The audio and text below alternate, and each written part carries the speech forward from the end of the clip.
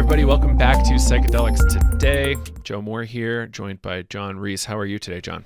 I'm excellent. Thank you for asking, and thanks. Very excited to be here on the podcast, of which I am a fan. I love that. I think when your work came across my desk, I was like, yeah, whatever. And then I pulled up your wiki, and I was like, oh, okay, this is a really interesting person. And not only your kind of background in film, but you worked with some people I'm huge fans of. People should go check out the wiki, but I'll say this for the first time on the show. You did a music video with one of my all-time favorite bands, Typo Negative. Really? I thought you were going to say Nine Inch Nails, perhaps, but I've done two videos for Typo Negative, actually. Which ones? I did My Girlfriend's Girlfriend and Christian Woman. Oh, brilliant. Brilliant. And, we can go down a rabbit hole here, but Christian Women was banned from MTV, actually. It was actually one of the music videos that I was trying not to get banned on MTV. I don't know if you know that my first 6 music videos were all banned from MTV, so I was trying not to get banned. God. And they still banned it, so... Nice work. I think that means you did it right. But yeah, unfortunately, getting banned is not always that fun. No, Nine Inch Nails, they were part of my biggest musical mistake. I made the misfortunate decision to go see MGMT instead of Nine Inch Nails at Bonnaroo 2014 or something. Stupid. Maybe I'll see him someday. Yeah. Yeah, but Typo Negative, I don't know what it is about them. It's the humor, the skill, the sound. I love those guys. Yeah, they were very fun to work with. So I bet. Cool. So we're here today to talk about a film called that you're working on called Plantscendence. Is that right? Well, it's not a film. It's actually a podcast. Oh, great. Yeah, great. Let's dig into it. What are you doing with Plantscendence?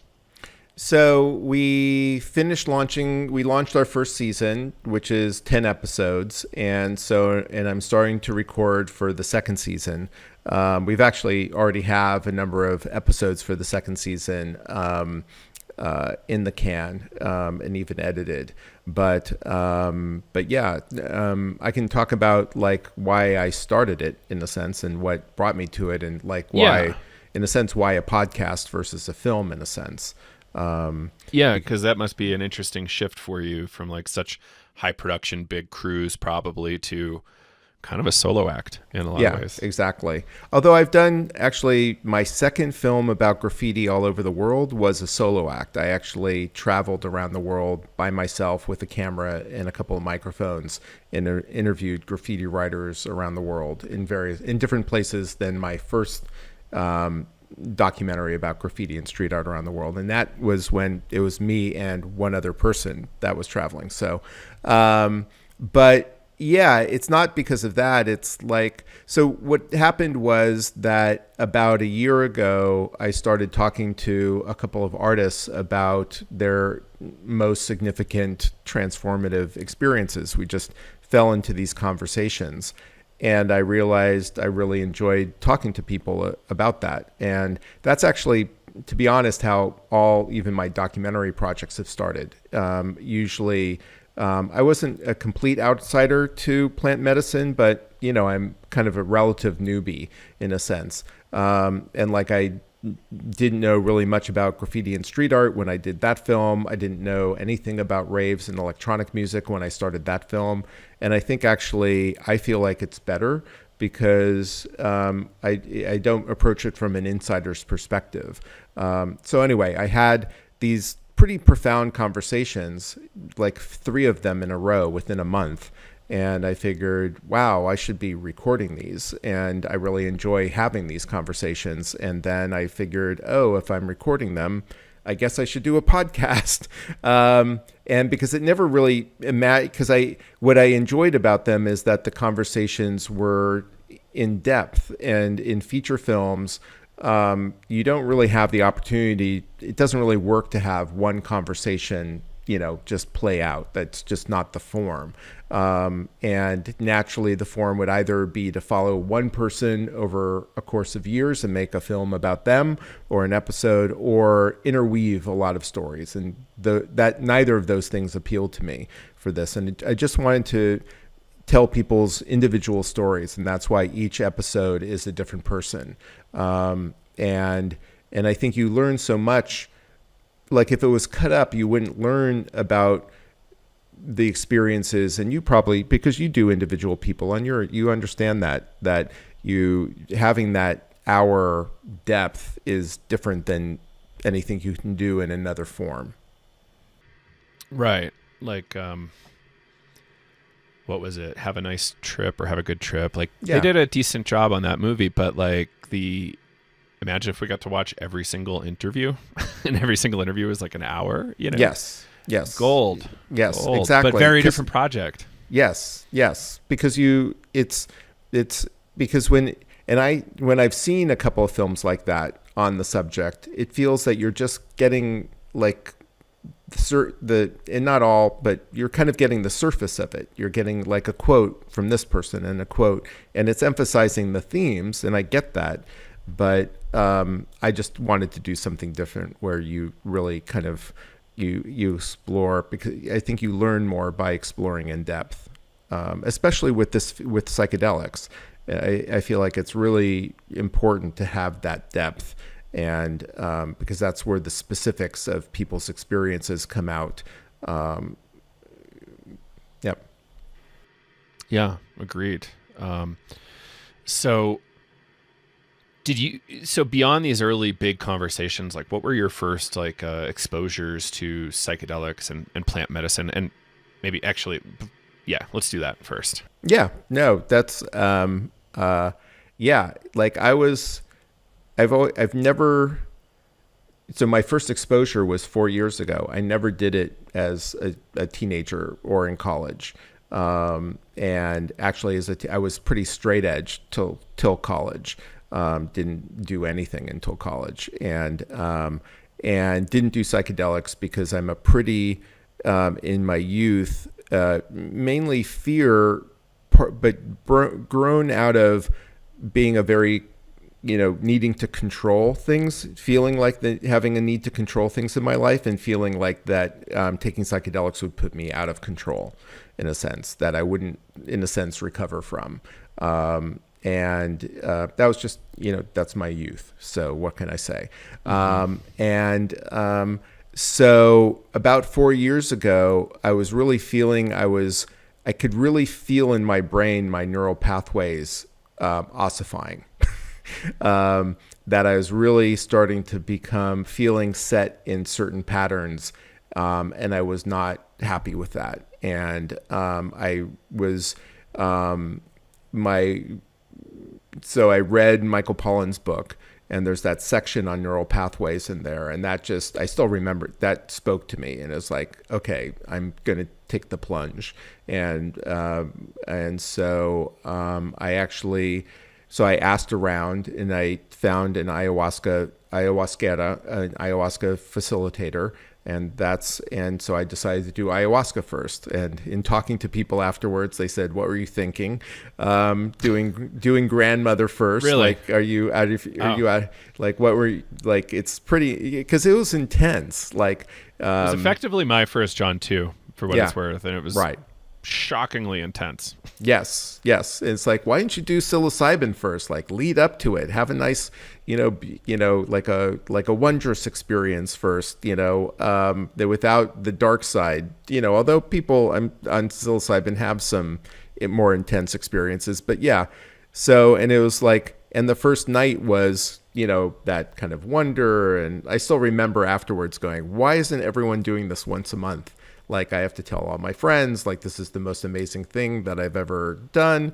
And then night 2 was quite dark, and no hallucinations, curled up in a fetal position.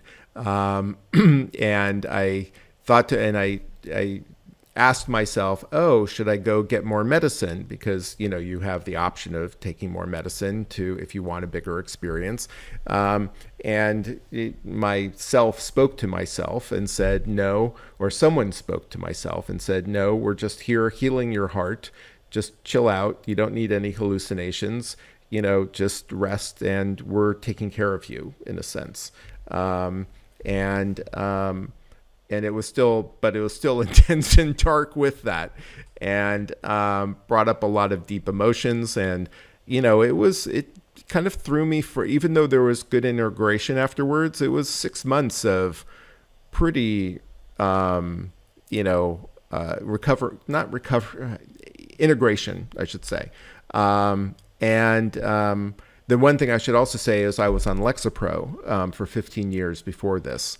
And so I talked to my psychiatrist, titrated off of it properly, talked to the ayahuasca, timed it, took her recommended timing of when to do it in relationship to doing the ayahuasca.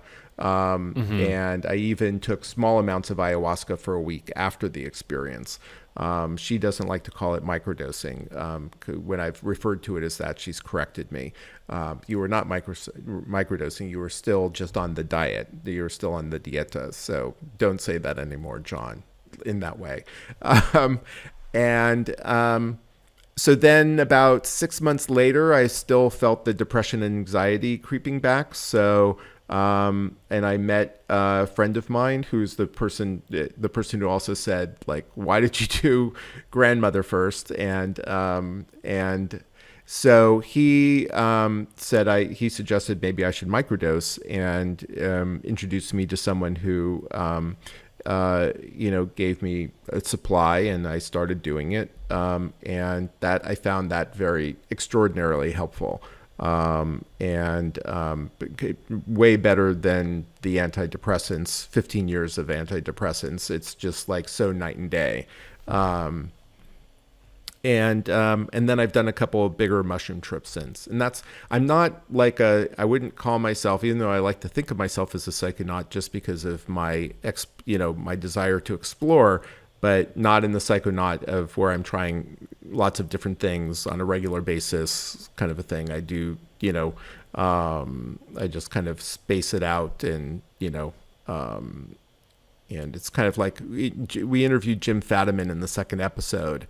And I forget who he's quoting, but it's that quote of like, when God answers the phone, you don't need to keep calling, in a sense. You got the answer, and I'm not fully there. Like I still want to call in once in a while. Like, so I'm calling in right now. My pattern is I'm calling in on my birthday. So my birthday is my bigger journey day. So, which is coming up. All right. Well, yeah, that Jim Fadiman line is interesting, right? It's, I think it might have been Alan Watts that kind of originated that one. Yes, way Alan back. Watts, exactly. Yeah. When you get the answer, I don't know, you don't have to pick. I forget how to phrase it actually at this point, but yeah, it's an interesting one. And is it true? And I think it's helpful in the context of the 60s when people were super overusing all the time. It's like, all right, you guys kind of get it, and I'll like get to work. But some of us have a lot of healing left to do. No, and that's for me, like now I'm just doing it like, well, I microdose still, so I'm still in a sense I'm not just doing it on my birthday, so I'm still microdosing, but I do take breaks, I think like for me, it feels like once a year or twice a year. It's 4 years after, or it'll be 4.5 years after close to 5 years after my ayahuasca experience. And actually now I'm looking forward to doing it again, it's been 5 years later. But so in the podcast, there's people who, like the first episode, the woman Vera Sola, who's a musician, she has multiple experiences, and in each experience, it's taking different layers of her trauma off. She's having different experiences, different growths that are happening. So I would say, I wouldn't say, I think all these things depend on the individual person. So, and that's what I've also found is that, even for people who, say, oh, I've never done it, should I do it? Well, if you're called to do it, consider it, but it's not something that everyone has to do in a sense. And it's just, I think it's a matter of listening to yourself and what you feel like you need. So, but I think that I've talked to a number of people who have had multiple layers of trauma, and it does take multiple experiences to deal with that. Right. Absolutely. And for a lot of people, greater than 10, and sometimes greater than 20. Right. So, why do you choose the term plantscendence or plant medicine, let's say? Okay, so I know that when I called it Plantscendence, the title would, there's fungi that are not plants. There's other chemicals that are not plants. But I like the notion of the melding of plants. Plant medicine is not an uncommon phrase that covers the world, and people use it and are not just referring to plants. They're referring to the broad range of entheogens and psychedelics, et cetera, whatever you want to call the substances. And I know there's different, entheogens. Anyway, there's different names. I had actually one of my guests, Gina Gershon, who's an actress, and I was struggling with the title, and I had a really terrible title, and I'm not that good with titles, just to say. And I said, I think I had already interviewed her, and I said, I'm struggling for a title. And she says, I'm really good at titles. Like, what are you trying to do? And I told her, what it was. And that is, and she just we were talking about transcendence in plant medicine. And she said, Plantscendence, there's your title. And it was like, and it kind of stuck. And I talked to a lot of people, and it's catchy. And, when I do tell people about it, it's, there's something about it that, catches people's attention. So that's why. But it wasn't, I did have some reservations about that, but so far no one's really taken issue yet with it, that, oh, you're excluding Bufo, you're excluding MDMA, you're excluding this, that, and the other. But so I think people get the idea that, yeah. Oh, totally. So, totally. I hope that continues. I'm very happy to exclude Bufo. Have you heard about the conservation issues there? Yes. Yeah. It's tragic. Yes. And I take up that fight every opportunity I get. What do you think about Robert Villa? What? Sorry, say that again. It's a scientist and conservationist, Robert Villa, Villa, published a paper in the last couple months that details all of the impacts of this whole kind of trade, especially now that the cartel's involved. Yes. It's an ugly one. So I don't know. I put a lot of the blame on Mike Tyson, but maybe I shouldn't. But what were you going to ask me there? Well, I was gonna ask, what do you think of the analogs / synthetics of 5-MeO? Yeah. So there was a paper published by one of our advisors, Malene Uthaug, out of Maastricht University, and she did a comparative analysis of naturalistic use, so like in the wild, between synthetic and toad sourced, and there was no subjective difference found. I also believe it's safer dosing because you get like plus minus 20% on the dosing, I think, and that's substantial with 5-MeO DMT.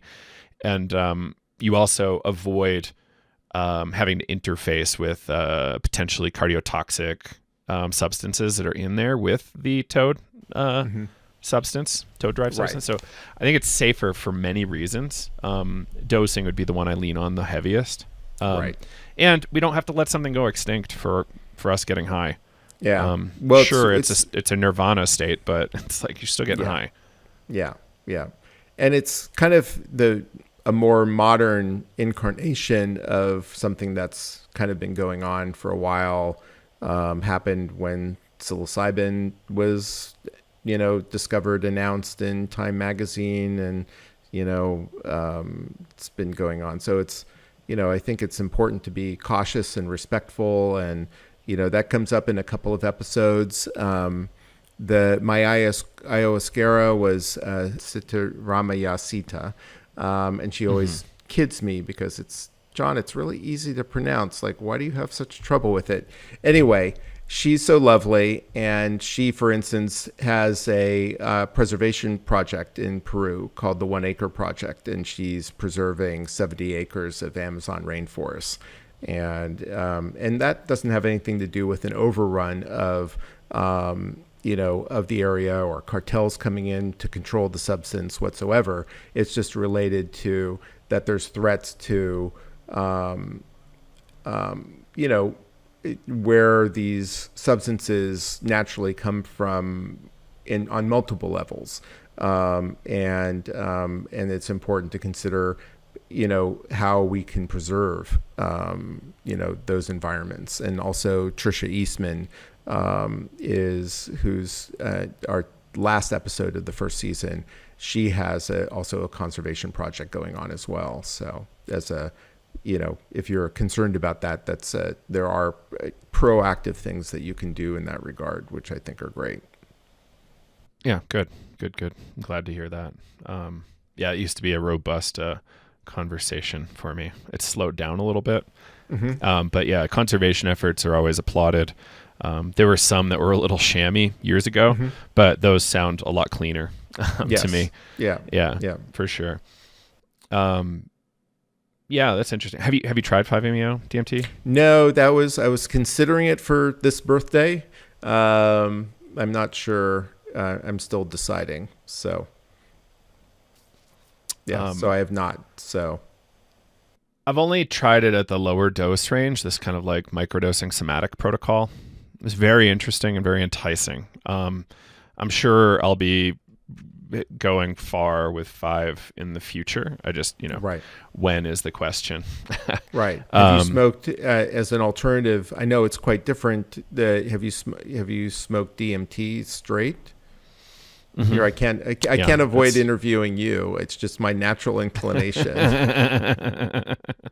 Yeah. Have you tried I call it regular DMT, and that's so funny to me to like call it that. Yes. But no, that was my alternate. That's what I'm trying to decide between is regular DMT. Obviously, in my ayahuasca, there's DMT. No, I know it's totally but so I'm trying to decide between regular DMT and 5-MeO. I am kind of curious about the visions in regular DMT, and that's one of the episodes for the second season. It's just someone who the day before had a regular DMT experience, and it was quite vivid.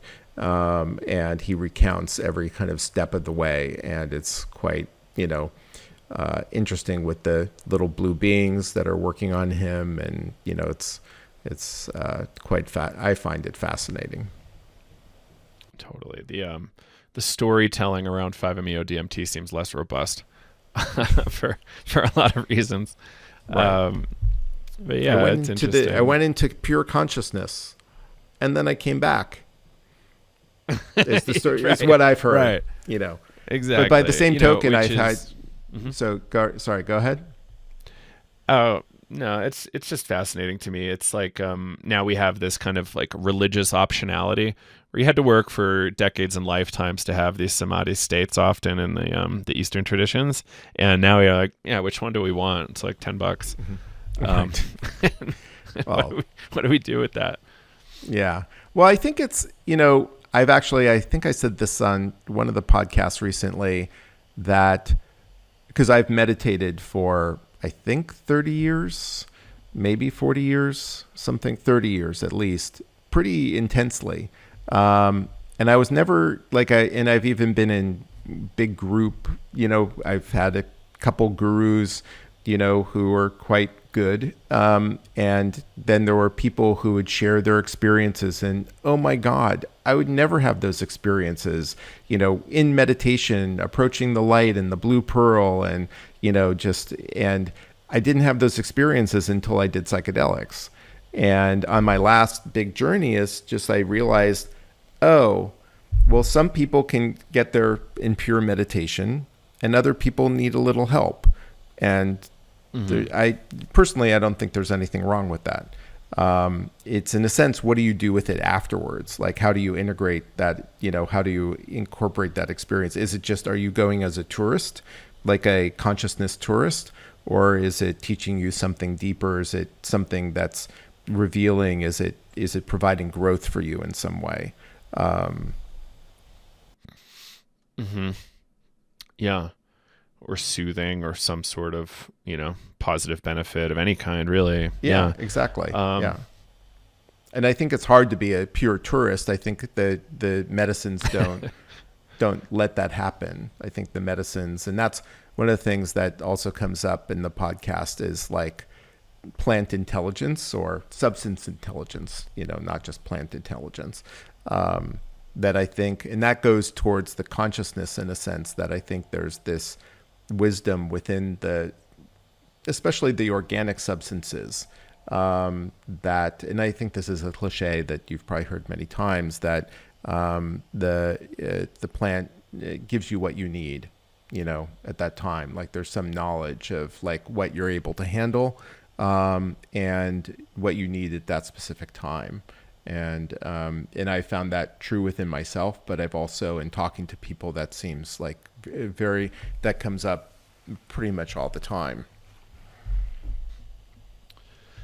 So there's this concept, and this is a fun dialogue that I've been kind of having for years and years. This idea of, and this is relevant with the recent FDA advisory committee stuff from MAPS, the healing intelligence, the inner healer concept, and the interface of that. So this is a big concept in LSD psychotherapy, holotropic breathwork, things that I'm pretty, well versed in, and then you bring in the ayahuasca traditions, mushroom traditions, where there's, iboga, for instance. There's these deep, spiritual traditions that say, well, it's not really you. It's this interface of you and the plant and the spirit of the plant, doing something novel.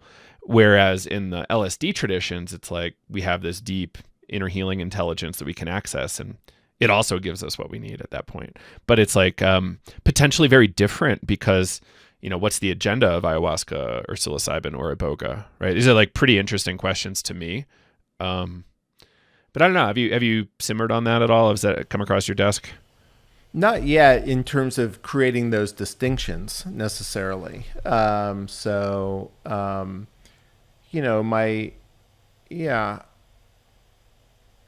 level, it's like, I think it's, even if they're different, it's like, it's all part of consciousness in a sense, and so what's like, because even the inner healer is part of consciousness, in my opinion. So, and if the plant is tapping into some consciousness, some universal consciousness to help you heal, I don't see a huge difference there. Like, I don't see a huge difference of what's inside of us and what's inside the plants. And yes, maybe the plants, there is obviously difference, but in that level of consciousness, there's less difference or no difference. So and that comes out of my meditation experiences as well. And just also my, my spiritual education, prior to psychedelics. Mm-hmm. Well, I love how you're framing this. Yeah. I think there's going to be like somewhat surface level differences, but like largely we're looking at the same thing. And it's going to be kind of, in a lot of ways, window dressing for that same thing. But along those lines, I do like the notion of grandmother, the plant, although we don't have to anthropomorphize it. But of the plant having its own intelligence and being there to help us in a way. and grandfather, again, not anthropomorphizing either, and also making gender differences. So already kind of correcting myself. But some people refer to Iboga as grandfather, and that having a certain, so that, you know, I don't think that's necessarily, I think it's great to get, if there's separate consciousnesses in a sense, and that they can be helpful, I think that's wonderful. So, yeah. Have you ever read any Gary Zukov? No. Dancing Woolly Master was one of his classics. It was kind of big in the I think late 70s, like the Naropa scene, Esalen scene. He's kind of a quantum physicist, kind of trying to do actually might be getting Fritjof Capra and him mixed up, but he's doing some interesting stuff. In one of his books, he talked about kind of like, and this merges in with some Rupert Sheldrake work on morphogenic fields, where people are like, depending on how similar you are to somebody, kind of genetic or cultural or whatever, like, you know, your family, you have like this kind of like a little soul group, and then like it gets nested up until you're at like planetary scale. And there's differences, but there's also similarities. It's all kind of like nested inside this one thing. And that's kind of often how I kind of model it. And I found that really helpful. I wish I remembered which book of his it was in, but it was a helpful concept for this kind of understanding. And then I've been getting exposed to a lot of, this is the Europeanized version of Kabbalah, and there's some interesting stuff in there about like this. It helps model some of this for me, at least, and I find that really helpful as well. Yeah, interesting. Yeah, has that ever come up for you at all, like Kabbalistic type stuff in any of your experiences? Or are you like kind of more like Buddhist? I'm more I'm more in the, I guess you would say the the yoga, not physical yoga, but the Shiva kind of tradition, kind of borderline Hindu, but I wouldn't say I'm versed enough in all of that. But that's, Kashmir Shaivism is more the spiritual lineage that I've been meditating on and participating in for the last 30 years. A little Buddhist adjacent, but not. And yeah, the Kabbalah, I think because it was just so Hollywood when I was introduced to it that that's a good point. It just kind of like, because I think because I live in LA, and it's just like one of the big centers that Madonna went to was like right near where we lived, and it just like, and my punk rock nature at the time just kind of like alienated me from that. But I would at some point like to explore that, because I think there's a lot to offer there. So, and because I think, in a sense, all the mystical traditions of all the religions share certain core concepts, and it's unfortunate that we create in whatever within us as modern humans creates that difference is unfortunate. And to create distinction, creating those distinctions that kind of like what if it's patriarchal or coming out of patriarchy or capitalism or Western, whatever that is. Maybe it started with the Descartes, that kind of scientific method of creating distinctions, but it was even in society before then. So you can't blame everything on Descartes. So, the religions for thousands of years were creating those distinctions and that othering. So we were actually having a conversation about this at dinner last night with some friends, and where does that come from? Because my wife does a lot of art and research into, she has a project called Disentangling Patriarchy, Re-embody Equality. So she's done a lot of research into the difference between patriarchal and matriarchal societies and how those function, and and how people can develop, how people live in those different societies.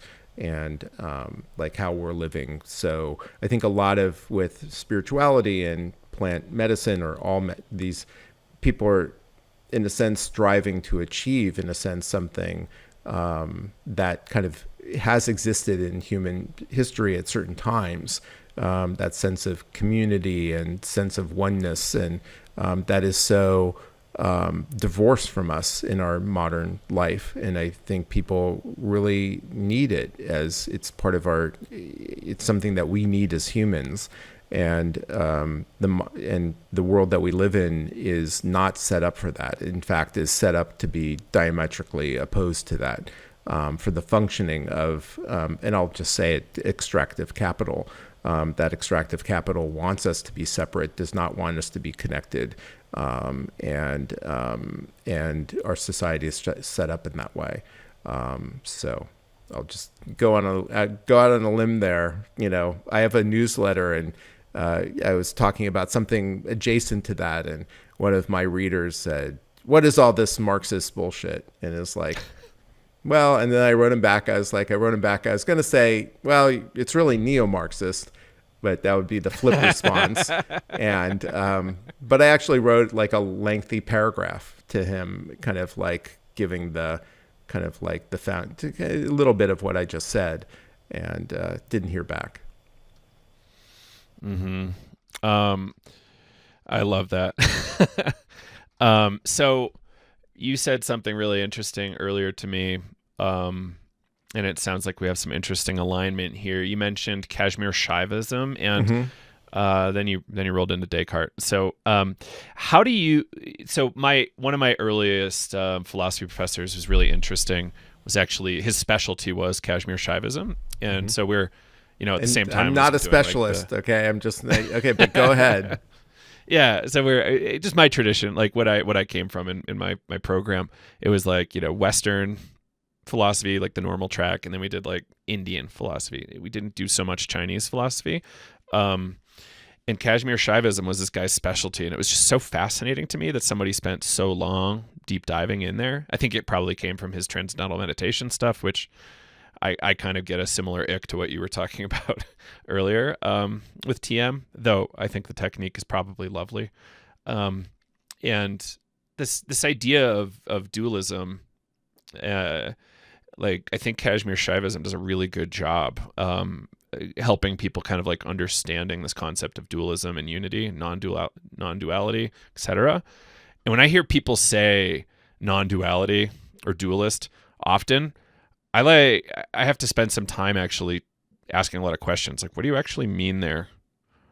I don't know. Do you have any thoughts? Like, how do you like to talk about non-duality or any of? I mean, I don't have that many people to talk about it that much with, but it did strike like in my spiritual work. That's it really just resonated with me. To not have this duality. Like that's what, I was raised Jewish, and this, the First Testament, the Old Testament is, really the Lord thy God. And it's really this separation, when it's taught in a traditional manner. There's, as you mentioned, Kabbalah, but there's also more other non-Kabbalistic ways of, teaching Judaism or engaging with Judaism, which is doesn't have to be so dualistic in a sense. Like the Reconstructivist Church does, a decent job of trying to pull away. But it's so interesting. My son was bar mitzvahed in a Reconstructivist church, and we'd go to the services, and not his bar, but like we'd go to high holidays, and they would do this wonderful job of bringing in all these quotes from these other thinkers that were really non-dualistic. And then you'd get back to the Torah portion, and it's just like, it's really, can be difficult to reconcile with. Let's put it that way. When, God is instructing you to slaughter, a whole other group of people, and is so, I know I'm going to might get a lot of shit for this, but all I can say is that when I discovered this form of, Kashmir Shaivism, and the non-duality and the oneness, that it just rang a bell, and that's why I kind of dove into it. Also, the other thing is I also very early on I had a Shaktipat experience, and that's what really caused me to dive in. Let's define what Shaktipat is for people in case they don't know. So Shaktipat is essentially when your inner self is awakened. With the God within you is awakened. Is, I think, the way that I understand it. And is it typically a transmission, or can that be yes, it's self-done? I think the idea of it is that it's a transmission, and it can be transmitted even from an image of a guru or a deity.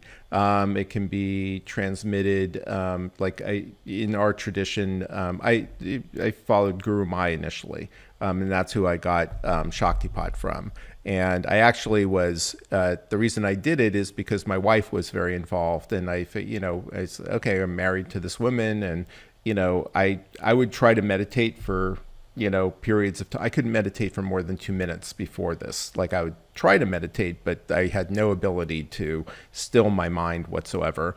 And so I said, okay, I'm going to go and do an intensive, this 2-day retreat and with Guru Mai. And on the first day, I had a vision of a tree, this kind of amazing, light-filled tree growing out of my spine and, out of the top of my head. And, I still remember it to this day. And after that, I was able to meditate for 40 minutes at a time and really be able to still my mind. And, I wouldn't have visions again, occasional rare ones, actually helped by microdosing, to be perfectly honest. If I sometimes microdose and then wait 45 minutes and then go meditate, I will have often deeper meditations with a little bit of visions, but not very much.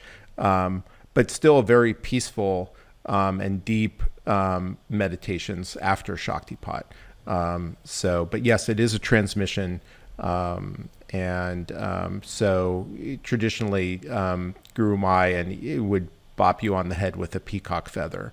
And that's when, but it can happen without that as well.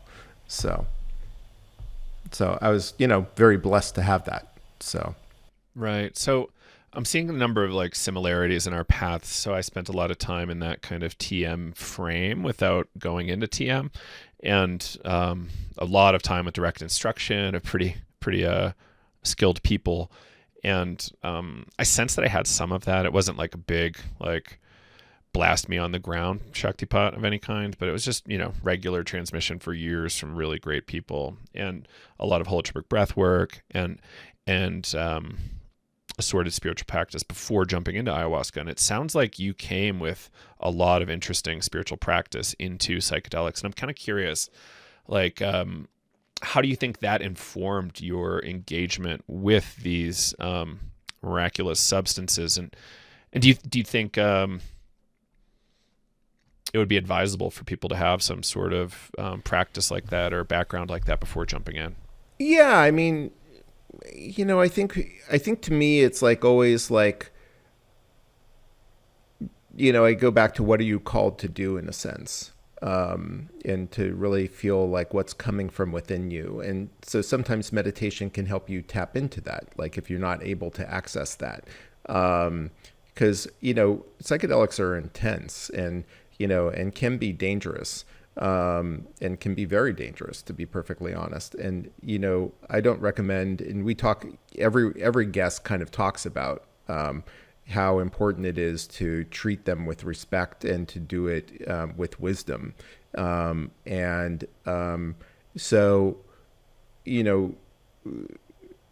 I don't want to be, prescriptive to people, but I do feel like it probably was helpful. Kind of helping me integrate the experience and prepare me for it. But is it necessary? I'm not sure, because I do feel like there is this confluence of these mystical traditions and the experiences that you would have on psychedelics. I think it's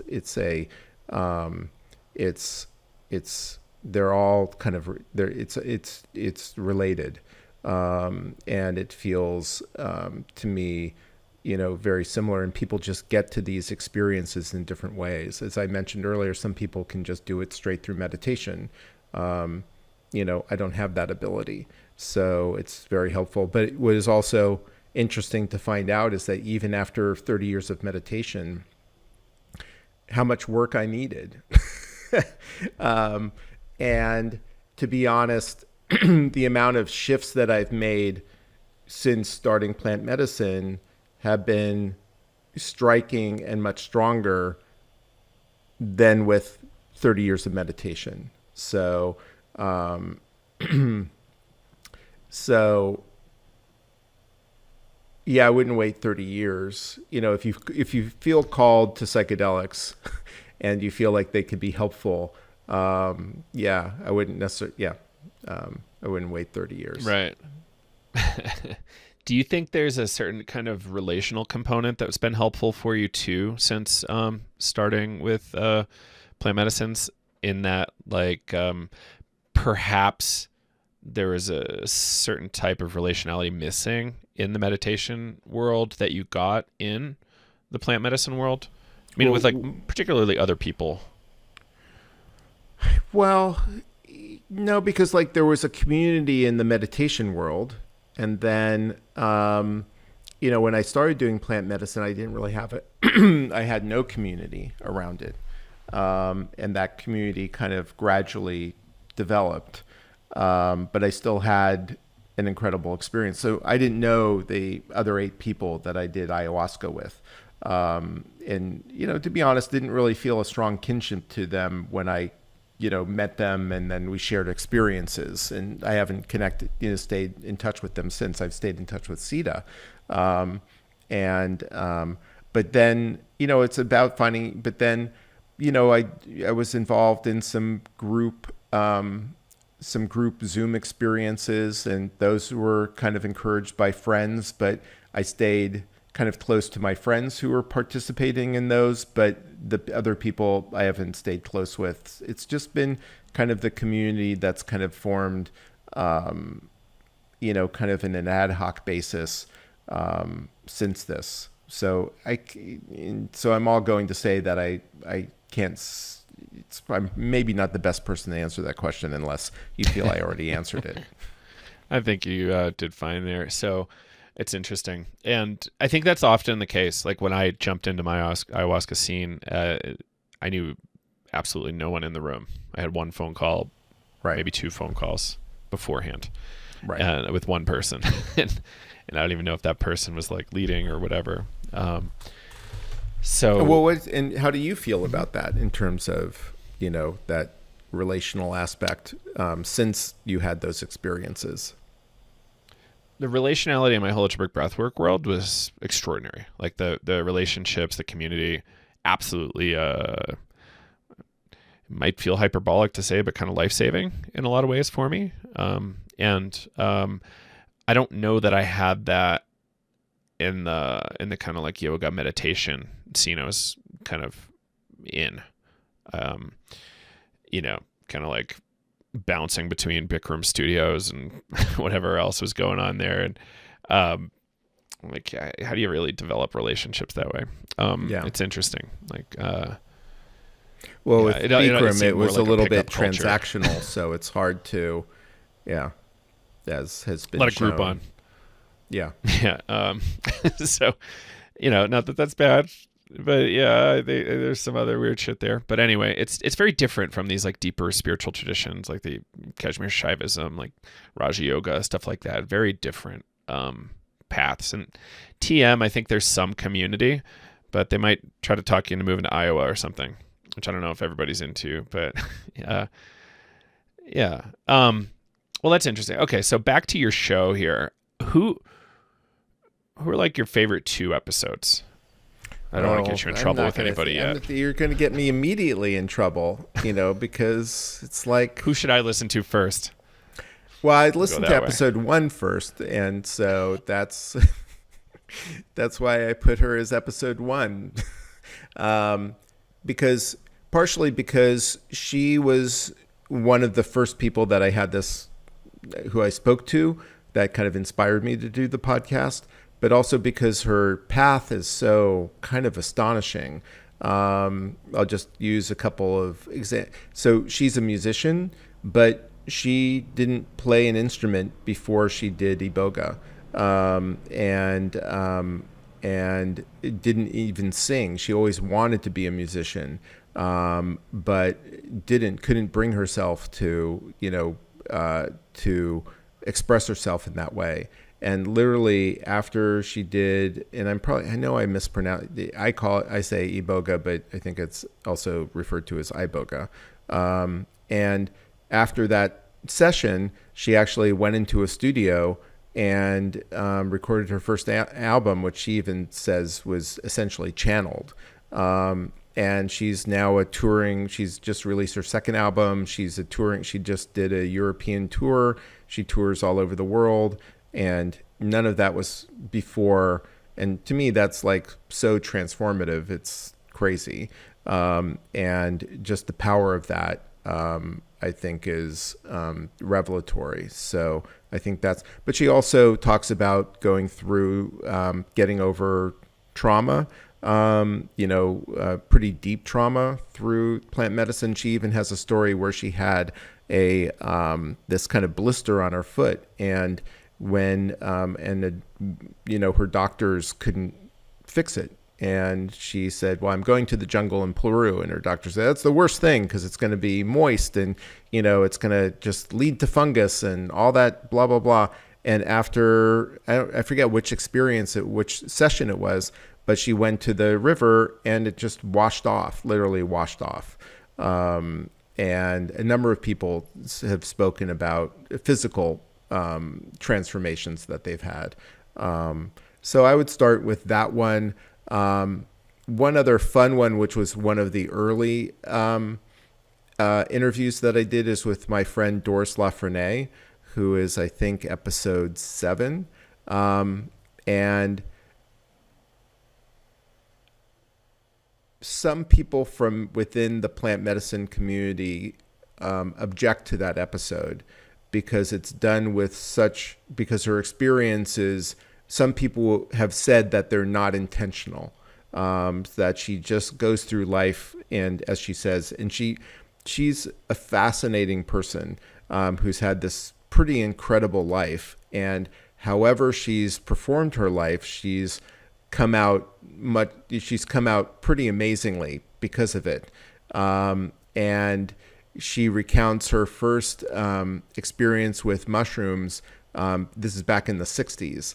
And she was invited to a commune and did mushrooms. And then the next day, essentially called her husband, who lived in Paris. They had this kind of pretty high-end Paris fashion lifestyle of hanging out with the yay music scene, if you might be familiar with that. But it was like, Saint-Tropez in the summer, Switzerland in the winter.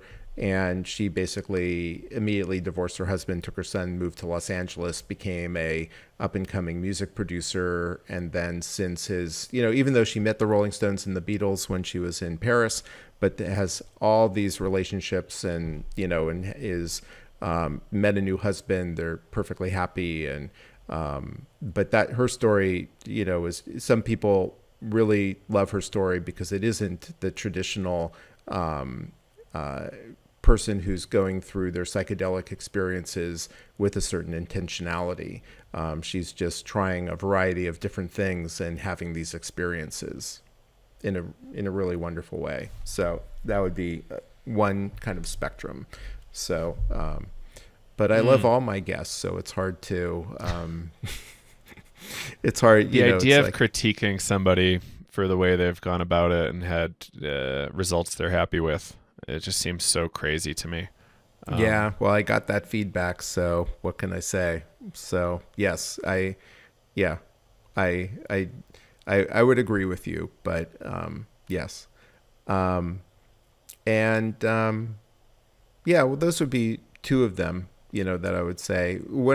But it's interesting because the way the podcast started was just people that I met, and then people who introduced me to people. And that's, and it still continues in that way. I am being on my own a little more intentional now. Like I am, I want to interview that person, and how do I get to that person? And like I really want to interview Alex and Allison Gray. So I went to the Church of Sacred Mirrors and did for one of their full moon sessions, and I had the privilege of meeting them afterwards. And so I think I'm on a very long list. But we do share a common ground that they're familiar. I did a lot of, and I'm still making a documentary about the performance artist Mark Pauline and Survival Research Laboratories, and I did a lot of work with them in the 80s. I basically made all the early videos in the 1980s of them, and they were familiar with that work. So I think that's a little bit of I'm hoping that's going to be a leg up. But a lot of the people, I was just introduced to Jim Fadiman, and, that turned in, and he was gracious enough to grant me an early interview, and that was lovely. And, so it's just people. And then as I interview people seem to appreciate the interviews. And so they're willing to introduce me to other people. So like, and Sita's introduced me to a couple people. Like Sita introduced me to Rachel Harris, the author, who will be the first episode of the second season. And it was so funny when Sita said, and you should probably interview Chore Boogie. And it's like, and I was like, Chore Boogie? I interviewed that guy for Bomb It, which is my graffiti documentary. And she said, do you need his contact information? And I said, and I looked up in my computer, it's like, nope, still there from 15 years ago, my correspondence with him from way back when. And I reached out to him, and, he remembered me, fortunately. And and I like that kind of way that it happens, that organic process of meeting people. And I think there's something about that the world brings you to people that you are meant to meet in some way. I'm kind of a believer in that. And, like my wife's neurologist is Dan Kelly, who's also a friend of David Hertz, the architect, who's a friend of mine, who introduced me to the person who I got microdoses from. And then David Hertz is going to be in the next. And then, so David was talking about this doctor who he's affiliated with, who's doing clinical trials. And it just so happens that it turned out to be my wife's neurologist. And, after my wife was cleared from the scare that she had, I asked Dan, can I interview you for my podcast? And that's scheduled for July 10th. So, there's something about that serendipity that I like, and I do think that the plants are somewhat involved in that. The plants and other substances. I think that there's something about consciousness that that's connected in that way. Have you heard the term pronoia? Mm-mm. No. It's a sneaking sense that the universe is out to support you. It's like the opposite of paranoia.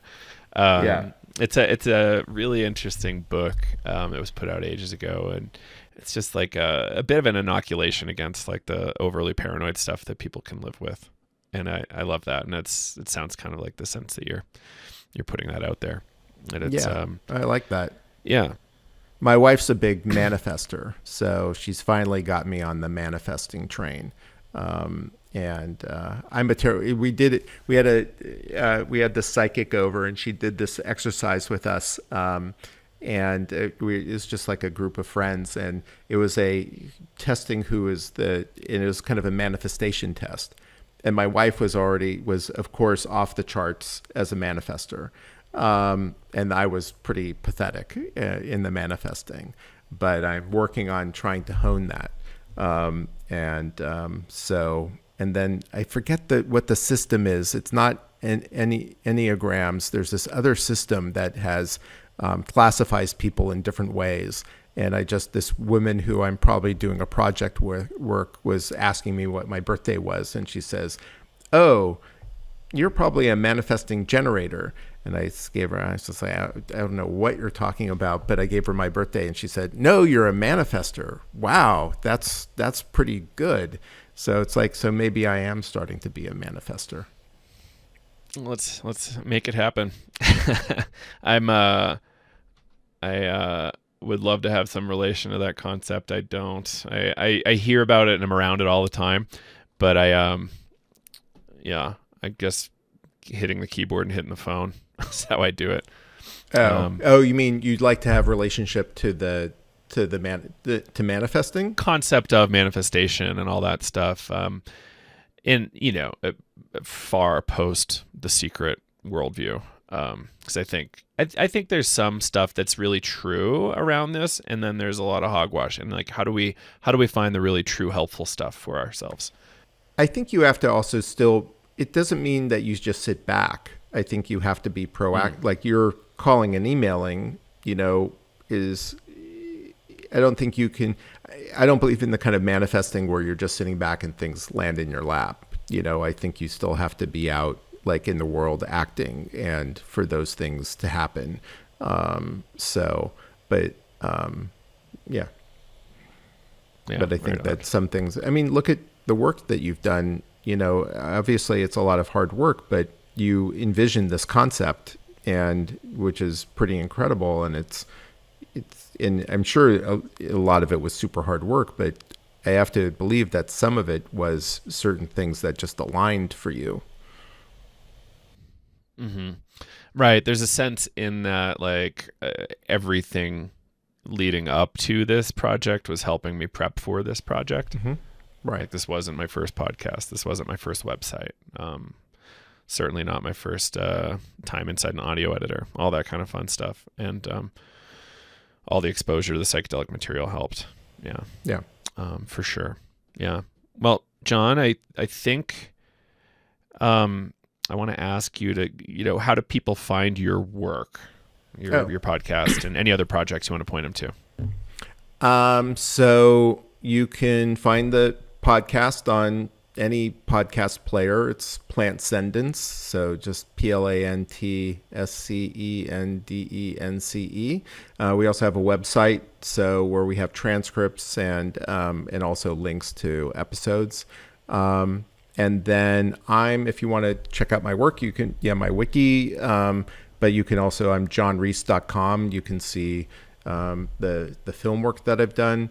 And then I also work with other filmmakers and help them get their films out into the world.